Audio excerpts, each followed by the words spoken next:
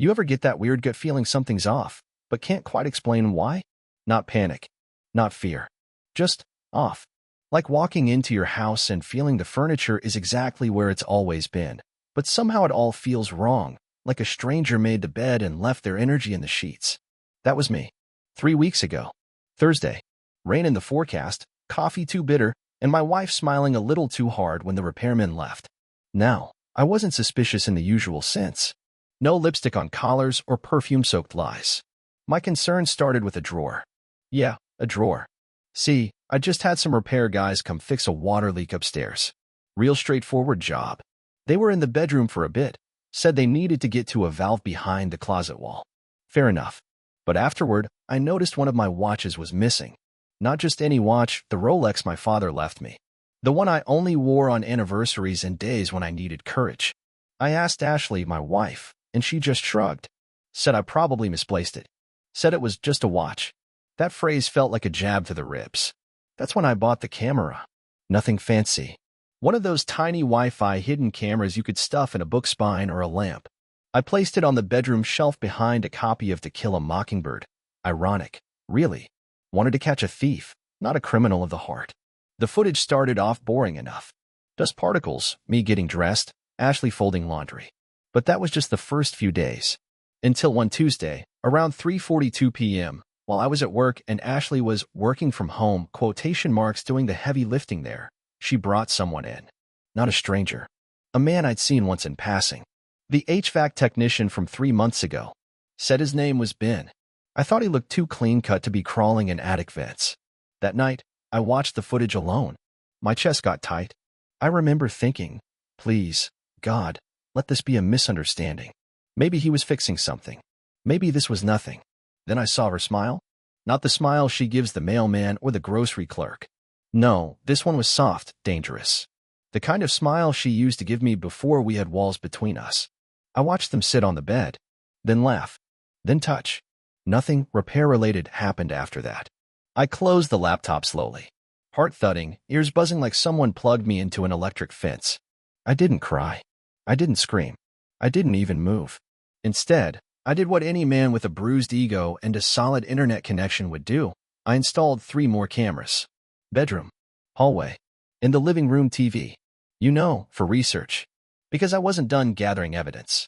No, I was just getting started. I didn't eat much that night. Just stared at the TV while it played one of those mindless home renovation shows where they pretend the biggest problem in life is picking between subway tile and marble. Meanwhile, I was sitting in a house being renovated emotionally, without my consent. Ashley came home late. Said she grabbed dinner with a coworker. Didn't mention who. I just nodded and asked if they served betrayal with a side of fries. She laughed, like I was joking, and I let her. The next morning, I watched her leave the house. Kiss me on the cheek. Her lips were cold. Or maybe it was just me that had gone numb. That's when I checked the new cameras. The hallway camera caught her checking herself in the mirror a little too long. Adjusting her blouse. Lipstick. Heels. You know, the kind of effort she hadn't made for me in months. Maybe years. By noon, Ben was back. No toolbox. No clipboard. Just that smug contractor confidence and cologne strong enough to punch through pixels. They headed straight to the bedroom. This time I muted the footage. I didn't need to hear anything. The silence said enough. Watching them move through my space, my sheets, my world like tourists with no respect for sacred ground, it didn't just hurt. It humiliated. But I didn't smash the laptop. I didn't call her screaming. I didn't show up at his job and demand an apology in the form of broken bones. No, I planned. Because if there's one thing more powerful than rage, it's patience. That night, I greeted her like normal. Asked about her meeting. She lied with a fluency that would make an actor jealous. I didn't flinch. Instead, I asked her if she wanted to watch a movie Friday night. Something nostalgic. Popcorn. Blankets. She agreed a little too quickly. Maybe guilt makes people generous. But Friday? Friday wasn't for us. Friday was for him. Friday came like a storm pretending to be a sunset. Sky was calm. Air was heavy. And I was the only one who knew a tornado was circling just out of view. Ashley dressed up. Not in the movie night way. No sweatpants. No bun. No lazy socks.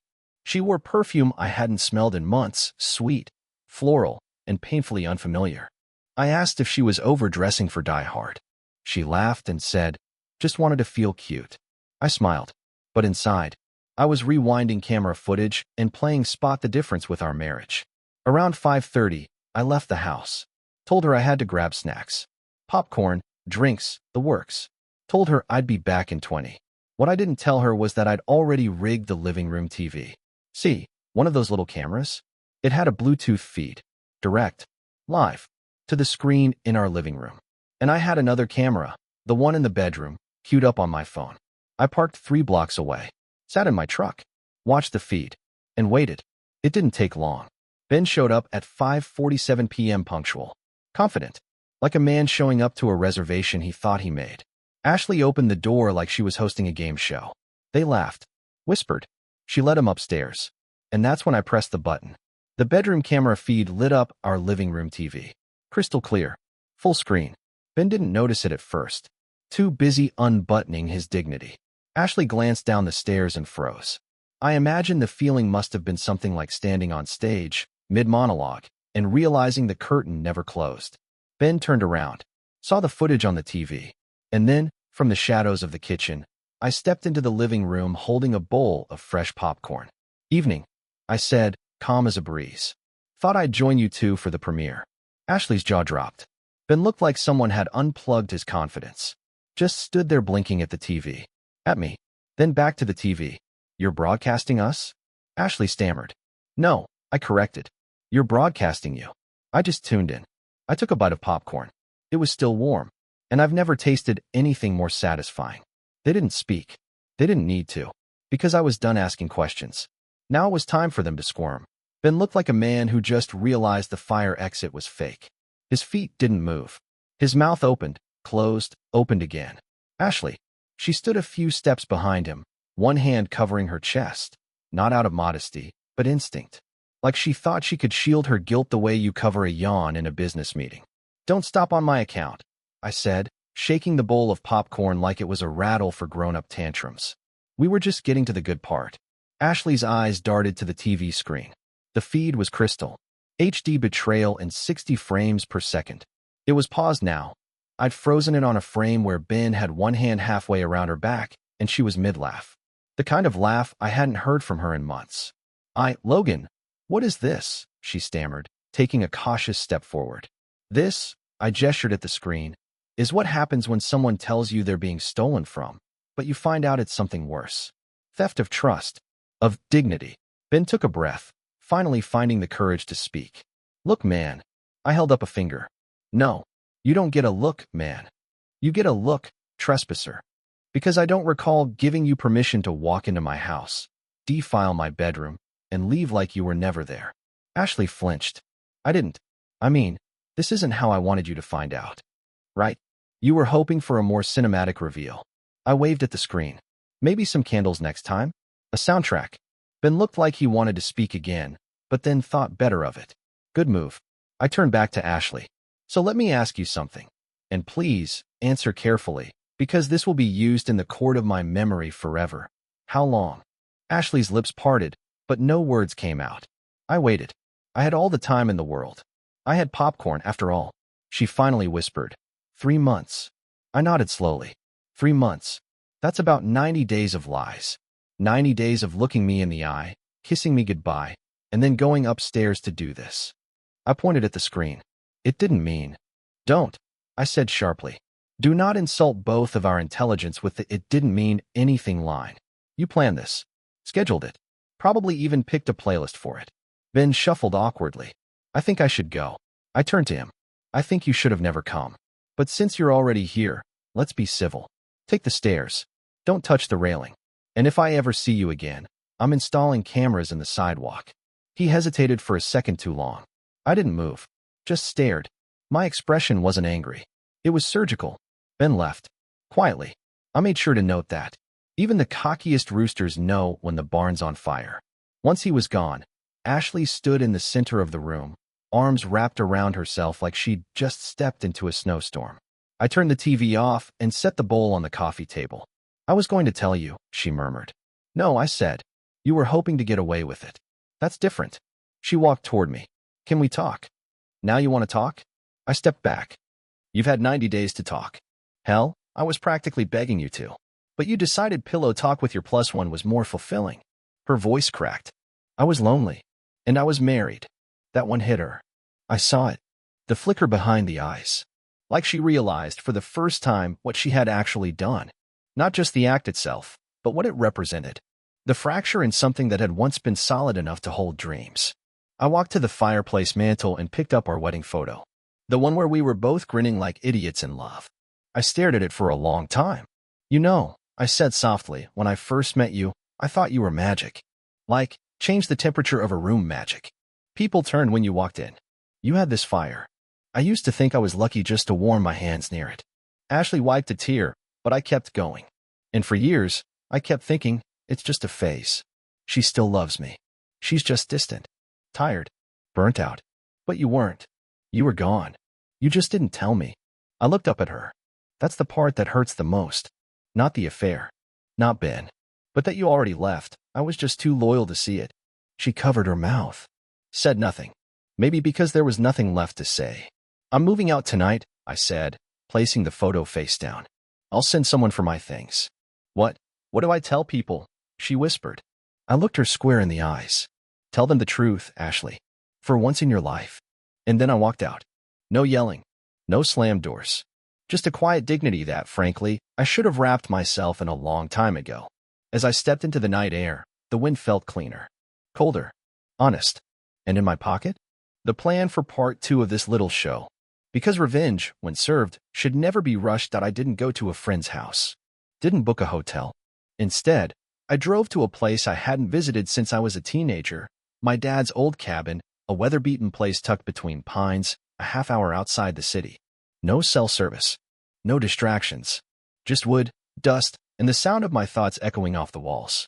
Funny thing happens after you walk away from a home built on lies. You don't collapse. You clear. Your mind sharpens. Your spine stiffens. You start seeing everything as pieces on a board. And Ashley? She just made her move. Now it was my turn. I gave myself one night to sit in the silence and let the sting fade.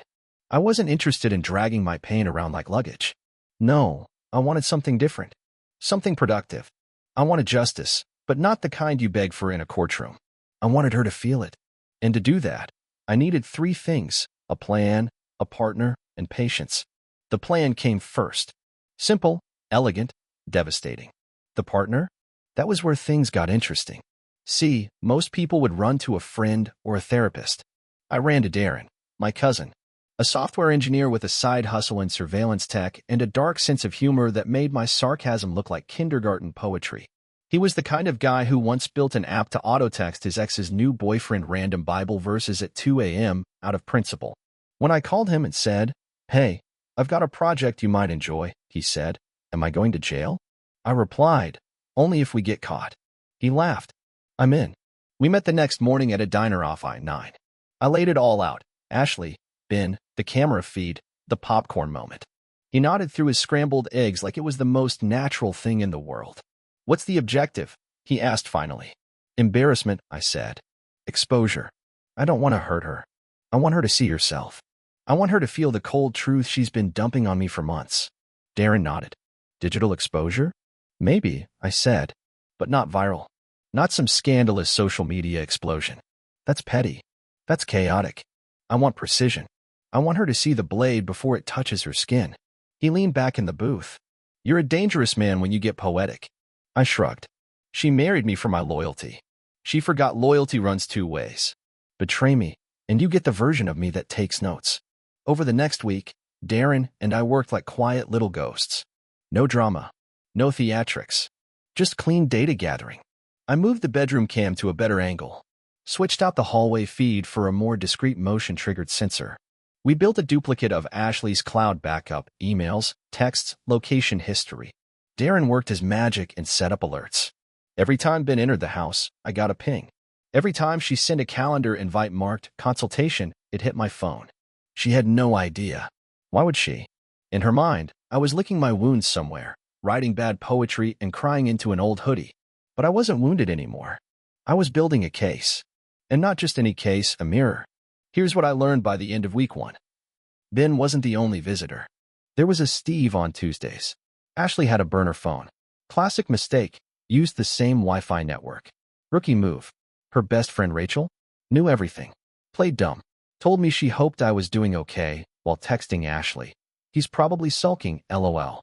Lovely woman. But the kicker, the gold nugget that tied it all together, was a folder Ashley kept in a hidden album on her tablet. Full of photos. Selfies. Candids. Her and Ben at a rental cabin. Timestamped 2 weeks before our anniversary. One image showed him holding up a wine glass in the very kitchen I remodeled for her. Poetic, really. Now, any sane person would take that evidence, hire a lawyer, and nuke the marriage from orbit. But I wasn't aiming for a clean divorce. I was aiming for a performance. That's where the patience came in. I waited 2 more days. Let her think the storm had passed. She even texted me one morning. Let me know when you're ready to talk. I replied, soon. She sent a smiley face. That same afternoon, I called Rachel. Hey, I said, as if nothing was wrong. Would you mind helping me organize a small dinner next weekend? Just friends and family. I want to make things right. She practically squealed through the phone. Oh my God, Logan. Of course. I'm so glad you're being mature about all this. Yeah, I said. Me too. The invite list was carefully curated. Her friends, her colleagues, her mother, and yes, Ben. I sent him the invite myself. From Ashley's email. Darren handled that part. The subject line? Let's make it official. The hook was set. All I had to do was wait for the bite. Because dinner? Dinner wasn't going to be for reconciliation. It was going to be a screening. The night of the dinner came crisp and calm. I wore my cleanest dress shirt, the one Ashley bought me years ago when things were still good, or at least when I thought they were. I didn't bring bitterness to the party. I brought evidence. The guests arrived one by one, clinking glasses, trading fake laughs. Rachel made herself useful, chatting up everyone and steering conversation away from anything too real. Ben arrived fashionably smug. Ashley wore a fitted black dress, a silent declaration of confidence. She whispered to Rachel, "Tonight's the start of a new chapter." She had no idea I was the author. After appetizers and obligatory toasts, I dimmed the lights. Before dessert, I said, I wanted to share something. A tribute. To growth. To truth. Ashley smiled politely. Ben looked confused. The TV flared to life. The footage rolled. The hallway camera. The kiss. The laughter. The bed. No sound, just video. Clean. Cold. The room froze. A fork hit a plate. Ashley's wine glass shattered on the floor. Ben stood up like someone had yanked his leash. The screen went black. I clicked the remote and faced them. Any questions? I asked. Or should I open the floor to confessions? People scattered like cockroaches. Rachel was first, eyes wide, jaw slack.